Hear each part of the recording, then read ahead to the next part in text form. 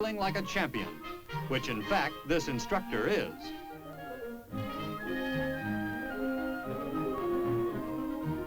But even the best of us sometimes fall.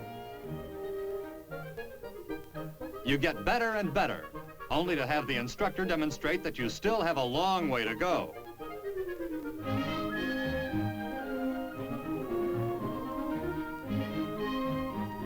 This maneuver, known as bump riding, is indispensable to the military skier, who cannot expect to do all of his skiing on the specially prepared courses of a ski resort. A downhill obstacle course. First the instructor, and now the students.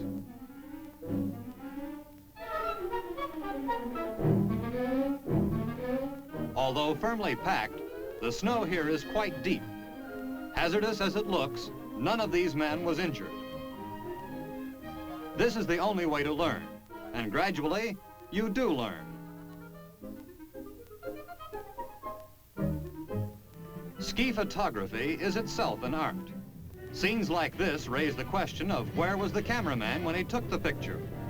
Our big picture camera crew solves the problem on a railroad flat car.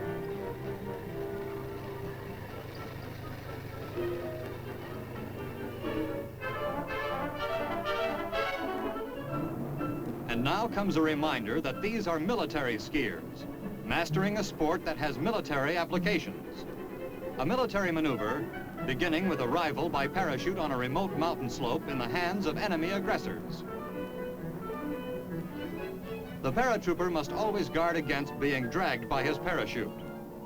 Here, on these snow-covered slopes, he runs the risk of becoming involved in an involuntary one-man sleigh ride. These men are soldiers, infantry on skis.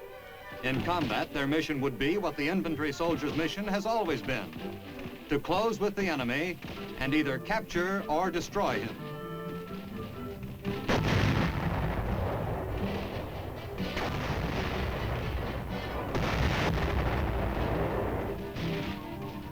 Long before arriving at Camp Hale, they underwent the basic training of an infantryman, itself a rigorous course of instruction.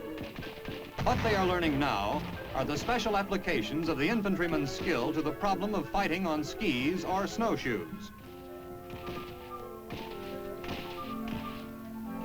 To a man with a rifle, skis may be either a handicap or an asset, depending on whether he knows what to do with them.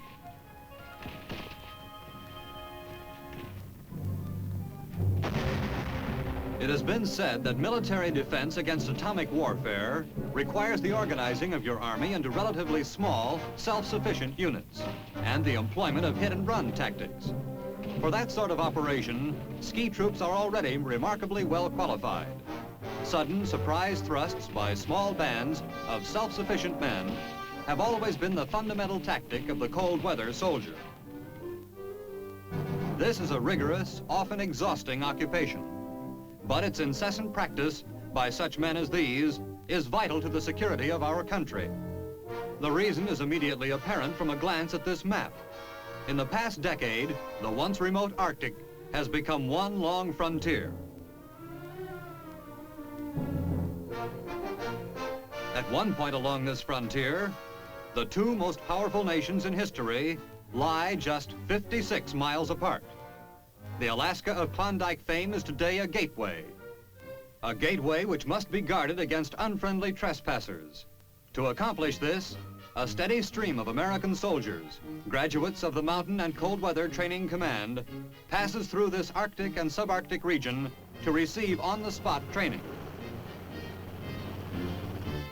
Special skills are required to defend this huge, snow-swept wilderness.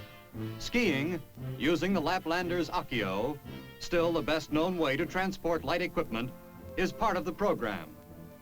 There is great personal satisfaction in all this, for to learn Arctic survival is to become one with the long tradition built up by men of all races and from all parts of the world.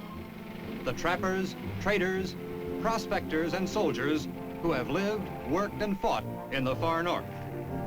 The men of Arctic legend were not supermen.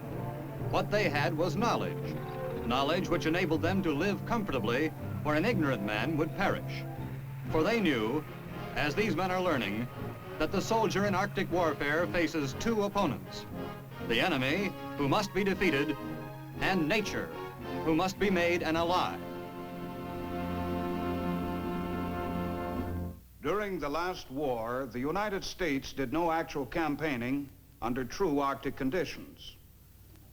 We learned from the experiences of others, however, that lack of proper training and equipment can cause many needless casualties, such as those suffered by the German forces in Russia in the winter of 1941-1942. The existence of the Mountain and Cold Weather Training Command is the Army's way of assuring that it will never happen to us.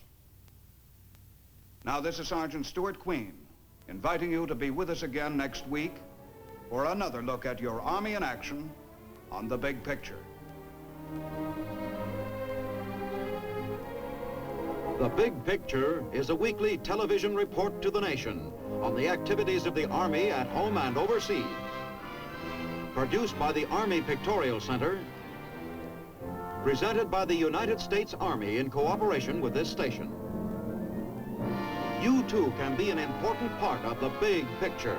You can proudly serve with the best equipped, the best trained, the best fighting team in the world today, the United States Army.